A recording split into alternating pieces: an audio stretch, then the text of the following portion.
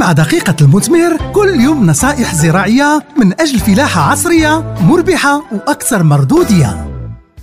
أخي الفلاح، أختي الفلاحة، حلقة اليوم خاصة بأخذ العينات لتحاليل التربة في بساتين الرمان. فالغرض الأول هو نجمعوا كمية من التراب اللي كتمثل ضيعة متجانسة، ومن الأفضل ناخذوا التربة في وقت السبات وقبل انطلاق النمو الخضري، وكتتم هذه العملية قبل أي تدخل بالمواد العضوية أو المعدنية. وكنصحوا الفلاحة باش يستعملوا البريما أو الطريار اللي كتسهل الحفير، وإلا ما عندناش البريما نستعملوا العتلة أو الفاس أو المدير، ونستعملوا إناء كبير أو خنشة باش نجمعوا العينات الفرعية. ويمكن نتبعوا عدة طرق باش ناخذوا العينات الفرعية، بحيث يمكن تستعملوا طريقة التعرج داخل البقعة أو العشوائية أو المربع أو على طول قطر الضيعة.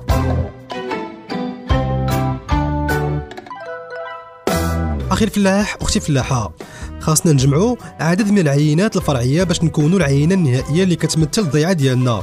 ففي البساتين الصغيره اقل من هكتار نجمعوا ما لا يقل على 5 العينات فرعيه، ومن 1 إلى 5 هكتار نجمعوا من 10 إلى 15 عينات فرعيه، وفي الضيعات الكبيره اكثر من 5 هكتار نزيدوا 2 العينات فرعيه على الاقل كل هكتار اضافي الى حدود 10 هكتار.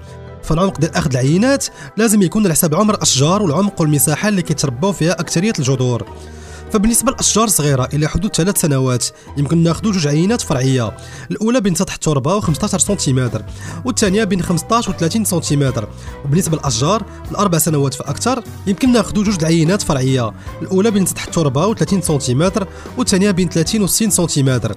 وفي الاخير نجمعوا العينات الفرعيه ديال كل عمق ونخلطوها في وعاء نظيف، وناخذوا منها العينه النهائيه حوالي 500 غرام الى 1 كيلوغرام اللي نرسلوا المختبر.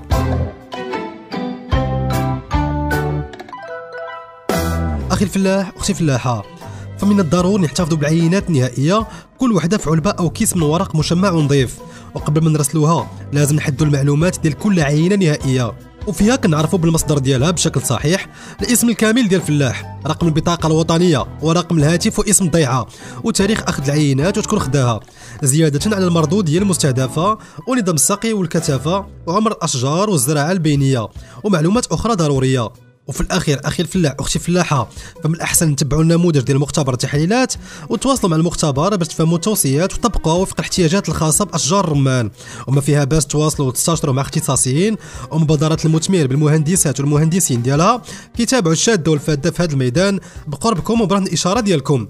والله المعين. مع دقيقة المثمر اليد في اليد من أجل فلاحة مثمرة ومستدامة.